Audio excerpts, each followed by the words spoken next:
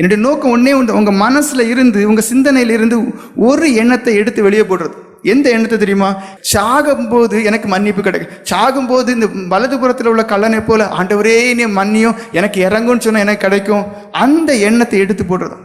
ஒவ்வொரு நாளும் நம்ம என்ன செய்யணும்? தேவனுக்கு பயந்து வாழணும். எப்பொழுதும் பயப்படுறவன் பாக்கியவான் என்று இருக்கு. நீங்கள் தேவனுக்கு பயந்து தேவ பக்தி உள்ள ஜனங்களே வாழணும். இயேசு கிறிஸ்துவை மாம்சத்தில், அதாவது பவுல் அப்போஸ்தலர் சொல்வார், நான் இயேசுவை மாம்சத்தில் அறியவில்லை என்று. இந்த உலகத்தில் 33 வருஷம் வாழ்ந்தாரே, அந்த இயேசு கிறிஸ்துவை நான் அறியலை. அவர் தேவன், அதற்கு முன்பாகவே இருந்தார்.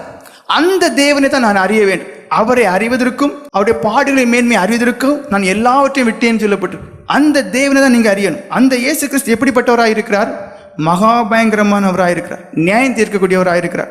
மத்தேயு எழுதின சுவிசேஷம் 3 அதிகாரம் 12வது வசனத்தில் யோவான் ஸ்நானன் இயேசு கிறிஸ்துவை குறித்து சொல்கிறார். அவர் எப்படிப்பட்டவர் என்று வாசிங்கள். தூற்றுக்கூட அவர் கையில் இருக்கிறது. எப்படி இரக்கமுள்ள தேவன், இரக்கமுள்ள தேவன் என்றே நீங்க நினைச்சு நினைச்சு நினைச்சு எல்லா பாவத்தையும் செய்துட்டே இருக்கிறீங்க. மன்னிப்பு கிடைக்கும், மன்னிப்பு கிடைக்கும். அவர் மகா இரக்கம் உள்ள தேவன் தான், காருண்யம் உள்ள தேவன் தான். அதுல மாற்றம் இல்லை. அது யாருக்கு தெரியுமா? பாவத்தை உணர்ந்து இனி செய்ய மாட்டேன் என்று பொருத்தனை பண்ணி அவரிடத்துல போகிறான் அந்த மனுஷனுக்கு மட்டும்தான். மற்றபடி அவர் வேற. வாசிங்க. தூற்றுக்கூட அவர் கையில் இருக்கிறது. அவர் தமது களத்தை நன்றாய் விளக்கி தமது கோதுமையை களஞ்சியத்தில் சேர்ப்பார், பதரையோ அவியாத அக்னியினால் சுட்டெரிப்பார் என்றான். பாவிகள் தான் இங்க பதர். அப்போ அந்த நேரத்தில் அவங்க மேல இறக்கப்பட்டு அவங்களையும் களஞ்சியத்தில் சேர்க்க மாட்டார். நீதிமான்கள், ரட்சிக்கப்பட்டவர்கள், ஞானவான்கள், பரிசுத்தவான்கள், சத்தியவான்கள், இப்படிப்பட்டதான தேவனுடைய ஜனங்கள், எவனுடைய பாவங்கள், மீறல்கள், அக்கிரமங்கள் மூடப்பட்டதோ மன்னிக்கப்பட்டதோ தேவன் என்னாது இருக்கிறாரோ அவர்கள் பாக்கியவான். அப்படி பாக்கியவான்களா இருக்கக்கூடியதான அந்த ஜனங்களை மாத்திரம் தான் தேவன் களஞ்சியத்திலே சேர்ப்பார். மீதி உள்ள எல்லாரையும் அதே தேவன் தான், இயேசு கிறிஸ்து தான். அவர் என்ன செய்வார்?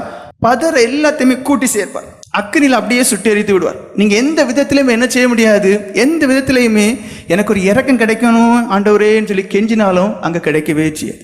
பயங்கரமானவர் தான் நம்முடைய தேவன். மத்தேயு எழுதின சுவிசேஷம் 13 அதிகாரம் 49, 50 வசனங்களை வாசிங்க. அதே தேவனை குறித்தான் சொல்லப்பட்டது. அவரே சொல்றார் நியாய தீர்ப்பு நாள் எப்படி இருக்கும். வாசிங்க.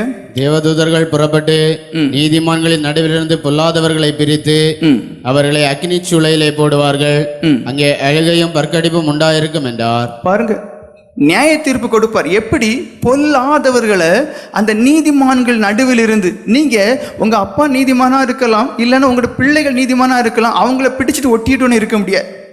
அங்க இருந்து பிடித்து எடுக்கப்படுவீர்கள், நரகத்தில் தள்ளப்படுவீர்கள். அது எப்படிப்பட்ட இடமா இருக்கும்? நல்ல ஏசி உள்ளதான கம்ஃபர்டபுளான இடமா? இல்லை, அழுகு நிறைந்த இடம். அந்த அழுகையும் பற்கடிப்புக்கும் ஒரு அடையாளம், அது நீங்கள் தியானம் பண்ண தெரியும். எப்போ அழுகு வரும், எப்போ பற்கடிப்பு வரும் தெரியுமா? தான் செய்ததெல்லாம் நினைவு கூறும்போது, நான் இப்படியெல்லாம் இருந்துட்டேனே, இப்படியெல்லாம் இருந்ததுனால இந்த தண்டனை அனுபவிக்கிறேனே, இந்த ஒரு காரியத்தை பண்ணாமல் இருந்தால் எனக்கு இது வந்திருக்காதே. அதான் சொல்லுவாங்க, சொற்ப மதியினம். சொற்ப மதியினம் ஒரு மனுஷனுடைய வாழ்க்கையே அழிச்சிடும். எத்தனையோ பேருடைய வாழ்க்கை அப்படியெல்லாம் அழிஞ்சிருக்கு. சொற்ப மதியினத்தில் நல்ல பேர் கெட்டு போகும், சொற்ப மதியினத்தில் இந்த வாழ்க்கையை அழிஞ்சு போகும், சொற்ப மதியினத்தில் வேலை இழப்பாங்க, சொற்ப மதியினத்தில் எல்லா ஆசீர்வாதத்தையும் இழந்துருவாங்க. அப்போ நான் எதனால நரகத்துக்கு வந்தேன், எதனால நான் நியாயம் தீர்க்கப்பட்டு நரக தள்ளப்பட்டேன் என்கிறதான காரியத்தை அந்த மனுஷன் ஞாபகப்படுத்தும் போது அந்த பல்ல நறுக்குன்னு கடிப்பான். அது வரைக்கும் அழுக உங்களுக்கு வெட்கமா இருக்கும். பக்கத்தில் உள்ளவங்க பார்த்து என்ன நினைப்பாங்களோ, அங்கே அது ஒன்றும் பார்க்க முடியாது.